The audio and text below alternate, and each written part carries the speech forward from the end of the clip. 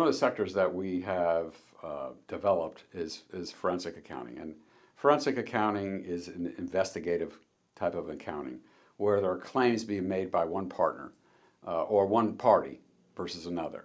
Maybe employees embezzling, maybe a partner's not behaving properly and cheating his partner, maybe spouses are getting divorced and one of the divorcing spouses is looking for assets that the other spouse claims they don't have, what have you, or revenues and income that they have or they don't have, so that there could be an equitable split at the end. And so we've been employed on a number of occasions to, and sometimes have actually had to testify in court about that. So we're not actually following so much all of the generally accepted auditing standards that would come with a general audit. We actually employ what they call an agreed upon procedure engagement, and say, well, we're gonna look at cash register receipts, or we're going to look at overstated payroll, or vendors that don't even exist, or wealth that's included. That these are actual cases. They're like wealth that you've hidden in your own private little company. It's not in our personal checkbook and those kind of things. And so that is its own little. It's very adversarial. I have to say that. So but we're not really trying to prey on anyone when we do a forensic audit. We're just finders of facts, and so often these forensic assignments end up with clarification so that the parties can come together. All right, so we're not prosecutors. Sometimes we're used as an expert witness, but a lot of times it doesn't even get that far.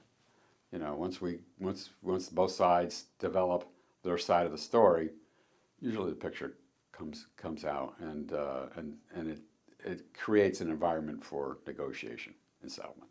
So we kind of enjoy doing it. We do a few every year. It's not everything we do, but they can be time consuming. They can be somewhat stressful, but generally, it's in our experience they come to some favorable conclusions.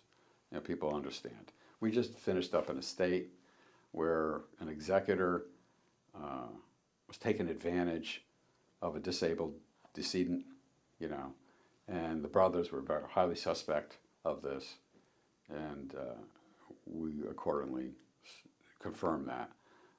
We got done recently with a restaurant and bar where there was a dispute about how much money was taken out of the business by one of the partners, and there was a claim made by one of the partners saying, you owe us this much money, and they all agreed to it.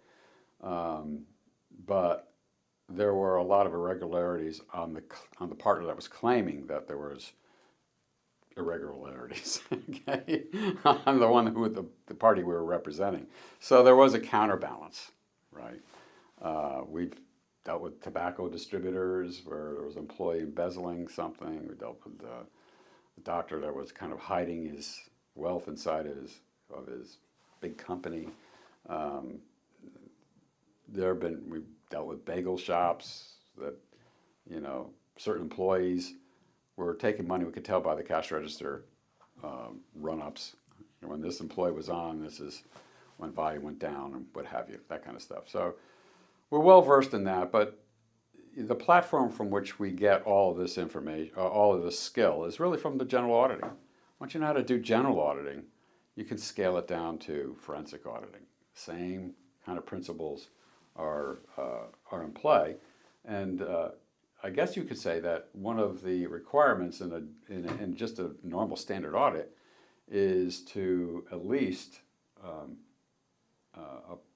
investigate whether there's any fraud, even though we don't issue an opinion about there's been no fraud. There are procedures in our generally accepted auditing standards that kind of force us to look at whether there is fraud.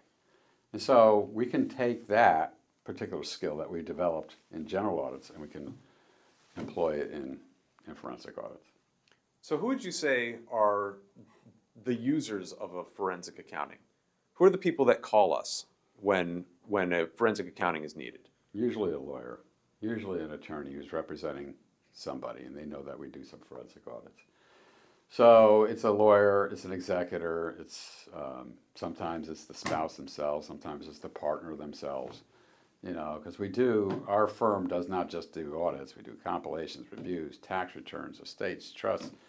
So we have a wide array of clients that know about us. So we'll get a call. So divorce attorneys, Yeah, commercial litigation attorneys, yeah, spouses that are in dispute with each other, yeah. family law attorneys. Those Yeah. those are the types of people who would be in need of a forensic accounting. That's true. That's correct.